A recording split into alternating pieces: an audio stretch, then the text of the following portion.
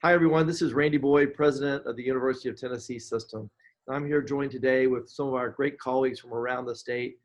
We have Brian Dickens, the Chief Human Resource Officer from the University of Tennessee System. We have Rosita Delgado from the University of Tennessee Chattanooga. We have Joe Henderson, our Director of Equity and Diversity from the University of Tennessee Martin, and Michael Alston in a similar role at the University of Tennessee's Health Science Center, and Tyvee Small, also the Diversity and Vice Chancellor of Diversity at the University of Tennessee, Knoxville. Well, we've all had a very trying couple of weeks across the nation, across the world, and definitely across the University of Tennessee System. One of the things I've been so proud of over the last few weeks is to see how many of our leaders across the campuses have made bold statements for more diversity and against racism. And it's been something I've been really proud of, all their calls to action.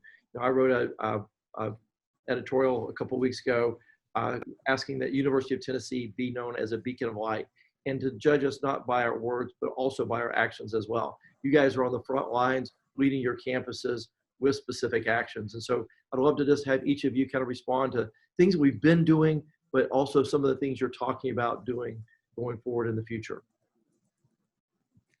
You know, Randy, this is Tyvee Small from Knoxville. I think one of the first things that, as we think about leadership, so if we think about this from a leadership perspective, is that education is key. And I think one of the things that we're doing on the Knoxville campus, and we've talked about doing with some other chancellors, is really thinking about doing some education ourselves. And so we're going to read the book, How to Be an Anti-Racist by Ibram Kendi.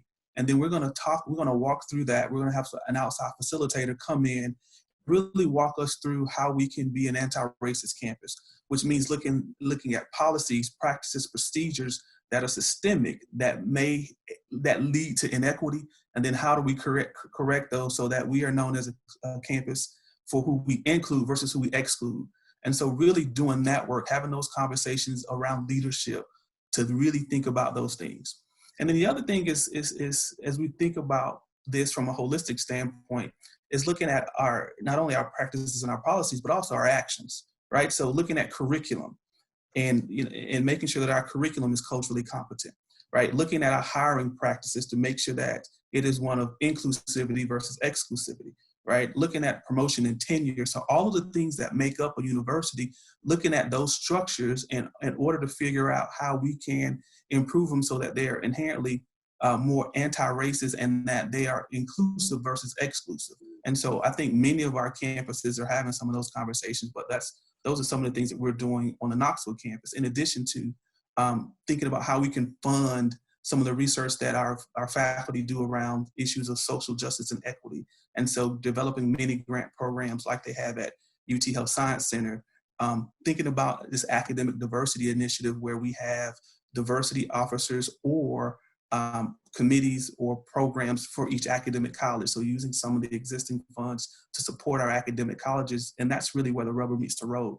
So not only talking about some of these things, but putting some tangible things in place to support the work that we do across campus. Thank you, Tyvee. It's cultural, it's systemic, and we have to come up with the funds to make sure we're supporting these initiatives. Yeah.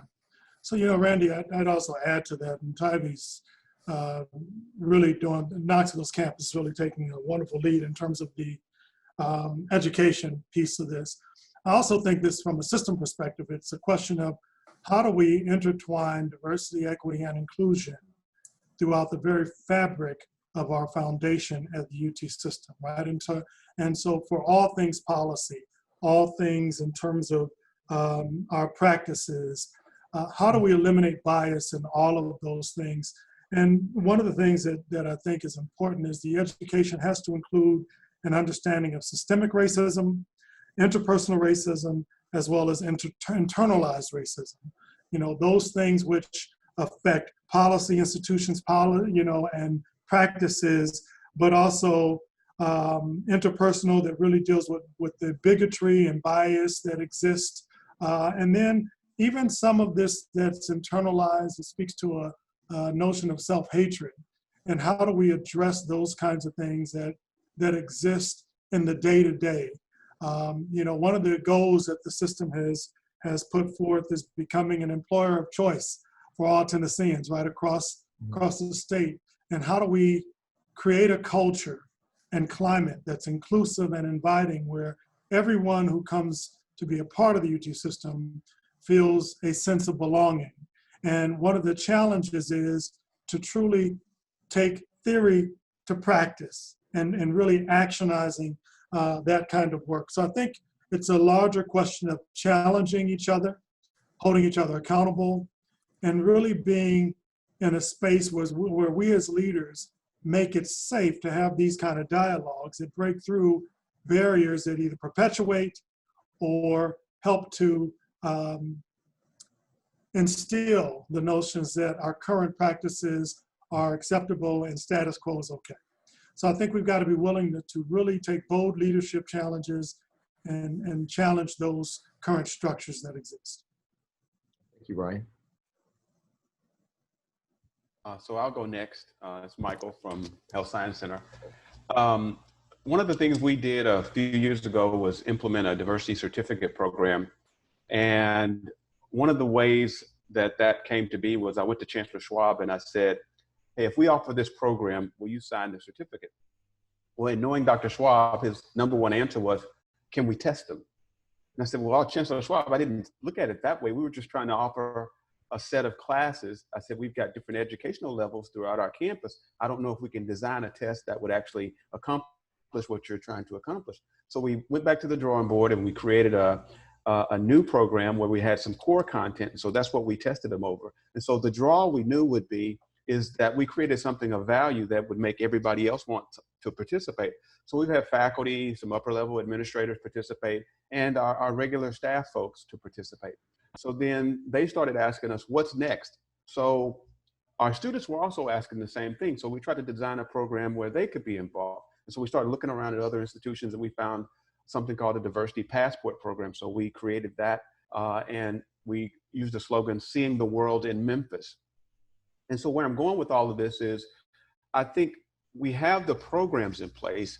They're not mandatory programs. And I think the struggle we have as an institution, as a system is, don't make these a checkbox kind of initiative. Something Brian said and something Tybee said earlier. We've got to change the culture. So we have the policies. And one of the things you talked to us about when you first started, we sat beside each other in the president's conference room. You said something about civility.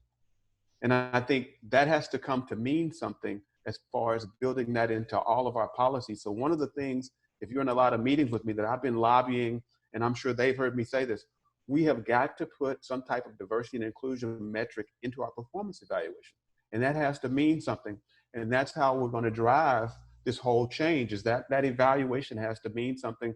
And it's something that people can hold on to, that the managers and supervisors can hold on to when they're evaluating. And then everybody's evaluation wouldn't look the same. So if I'm a supervisor, which I am, my evaluation is going to be looking different than, say, the person that's on my team. And so one of the things the other Diversity Advisory Council did was we created this instrument for Dr. DiPietro that was qualitative based, and I'll send it to you. And we thought it was pretty good. Now, it might not be what it needs to be for today, but it required all of the cabinet members, your cabinet, which included the chancellors and then their cabinets, to document quantitatively, but also qualitatively, what we were doing as a campus. Tabby talked about this in our meeting the other day, where he mentioned Knoxville was going to use some diversity action plans. This is a similar type thing.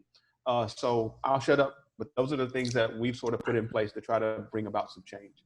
Can we have a little bit of dialogue here for a second? Absolutely. Because Michael, so I love the idea. And so we're doing the diversity action plans, and I can share that information with you all. And our chancellor is going to hold our vice chancellors accountable for the outcomes on that plan. And then our chancellor and our dean, our provost, have said that he will hold our deans accountable. So there is a level of accountability with the diversity action plan. So I can certainly share those. But Michael, this diversity certificate program sounds pretty innovative and creative. And so I wanted to know, if we were to think about that, could we scale that up to be something that could be system-wide? Because we have been talking about a certificate or a certification for diversity, equity, and inclusion on our campus. But if you already have a model, I would love to see if we could use that model on our campus, but maybe even system-wide, of the other campuses think it might work. Well, I'm not going to toot our horn. Joe and Rosita have both completed that program, so I'm going to let them say what their experience was. But hey, I do want to interject though and say that this wasn't supposed to be just a conversation about actions we might take. We can actually take action right here and now. So I think that's a great idea, Tybee. Michael, if I could assign, since I can make eye contact with everybody, if I could assign you to lead this group to come up with a certification program you all agree on, and we will absolutely roll it out across the system. Consider it done. Great idea. If I could just interject, the program is great. It was wonderful. The thing was the speed in which we had to go through it. I think this is a semester-long class for the people at the Health Science Center, and it was 2 days for us, and it was a lot of information that was crammed into a short period of time, and I think it needs to be expanded more than a 2-day process, because it's just too much information. There was too many great conversations that took place that we had to end at some point in time so we could move to the next phase of it. So I am 100% behind that program. My wife also attended when I did, and she teaches diversity here at UT Martin. And so I whatever we need, President Board to get that program rolling system-wide, I'm all for it. And Rosie, I'm sorry, I didn't want to make you last, but since I started, one of the things that I want to embrace, and it's been said by others, is the education piece of it, and not so much the education piece for our students, but for our faculty and staff as well. Right. Because we can present this information to the students every day, all day, but we need to be educating our faculty members and also our staff members about the diversity aspect of it, as well. So whatever programs we can put in place for our faculty and staff, whether it is part of the performance evaluation. I've spoken with Michael Washington here on our campus about this being part of our onboarding process. We just finished a diversity statement here at UT Martin, and we're in the process of starting a campus-wide diversity action plan that hopefully once we get that in place, it will filter down to the individual colleges. So just to put some teeth behind that, we are serious about it. Dr. Carver and I, we had a very long conversation last week about this, and he's ready to put his boots, on the ground and get to work on this. So whatever backing we can get from the system, or whatever we can do as a system as a whole to promote this, I think this is a very advantageous time in which to do it. Great, thank you. Rosie, you want to bring us home? Get some final thoughts? Absolutely. Yeah, I'm going to springboard from what Joe, Michael, and Tybee said with the education piece. I know one of the things we started at UT Chattanooga was our Mark Forward conference, which is moving our campus forward. And we've had both Michael and Tybee present at Mark Forward. And what we found was, and Joe, you just spoke to that, was how critical it was for our staff. Because, some faculty will get some of that, inclusive excellence training, etc. The students will also get some of that, but a lot of staff members, they don't have the opportunity to travel and go to conferences and so on. So having something on the campus where they were able to take some time off of their, daily schedule and come and actually learn about diversity and inclusion and have those conversations, we found that was one of the most critical pieces of that exercise. Now, of course, we're not able to do Mock Forward like we normally do. It's usually on fall break and it's a day-long program, but what we've tried to do is retool Mock Forward to present it in a virtual format. And so, again, it's going back to the education piece. What we find with moving virtual is that we can engage more students as well and actually work with faculty so they can incorporate into their curriculum or into their, their syllabus for the next year. So students have more of more motivation to participate in Mock Forward. We'll have it recorded. We'll have it probably on a Canvas platform so that people can access the archived recordings and so on. So that's one of the things that we're really moving forward with in terms of education. Of course, I totally co-sign on the certificate program. I was there when Joe and his wife were there that same day, and it was definitely drinking from the water hose. But the content was really so rich, and I would love to see it system-wide. I really would. We're also working at UTC on moving forward our diversity plan with our Diversity Advisory Council. We do have a draft plan in place. So it sounds like we're all kind of working in the direction of having a plan. And I know the system DAC, we also had a version of a diversity plan. So it makes sense, to kind of have that in place, and so that all of the different campuses can, do their own plans, but align with the system plan as well. Right. Thank you. And Tybee, do you have something else to add? Not to Rosit's. Okay. You can go ahead. No, what I was going to say is you're right, Rosie, the education piece and then the accountability piece. I think, President Boyd, as you hold the chancellors and senior levels accountable, I think that'll start to filter down, because we all know that what gets measured gets done, right? And so if they know that diversity, equity, and inclusion is going to be a part of how they're evaluated, I think it'll trickle down to the chancellors and the vice chancellors, deans, and so on and so forth. And so that accountability piece is critical, and it's key in order for us to really move the needle on these issues here. And I think for our campus, I think one of the things that I think the system, but more importantly, you can provide, President Boyd, is some shelter, particularly as it comes to legislative influence. I think as we try to do this work, sometimes legislatively, they may not understand the why of why we do this work. And so to have someone like you who can let them know how important this work is to moving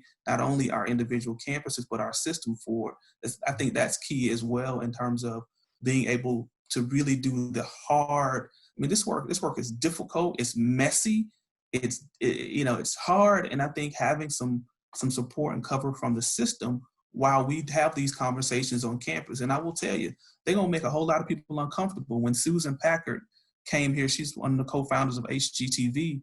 What she talked about is you got to get comfortable with being uncomfortable when we have these conversations. And so as we have these conversations, a whole lot of people will be uncomfortable, and a whole lot of emails will start to fly, and a whole lot of communication will start to happen, both to our individual campuses, but I'm sure to the system. And I think it's going to be really helpful for us that as we do this work and have these really, really, really uncomfortable conversations, that we get support and some cover from the system, and particularly from the president, as we move our campuses forward. See, I stole that, Rosie. We can all borrow from each other. To Joe's point earlier, these conversations can never be long enough, but we're probably running up against our time. So I'll conclude by looking at Rosita and the power C. So I'm thinking of the 3 C's. The first C would be communication.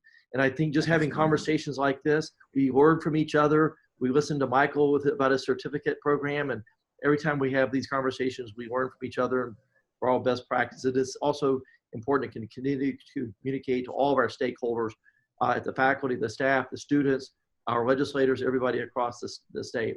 The second C would be commitment. You've got my commitment to hold people accountable, to be an advocate, and provide your support, the support you need. And I know that you have the same commitment from all of our chancellors and leadership all across the system. And so we're committed to sticking with you on this. This is not going to be something that we go do for the next 3 months and then we're done. This is a lifetime commitment. And we will make progress in our lifetime. We'll never solve it in our lifetime. But we've got to stay committed and keep it as a priority. I think that kind of concludes with the final C, which would be change. I think if we do those 2 things, we can really make a change, and we can be a beacon of light for not just the state of Tennessee, but maybe for the whole country, maybe the world. But we can start here with what we have to control, and I think we can lead through our inspiration. So I appreciate all of your guys' leadership. Thank you for taking the time to be on this call, and look forward to seeing you on your campuses soon. Thank you so much. Bye, everybody. Thank you. Thank you, Randy. Thank you.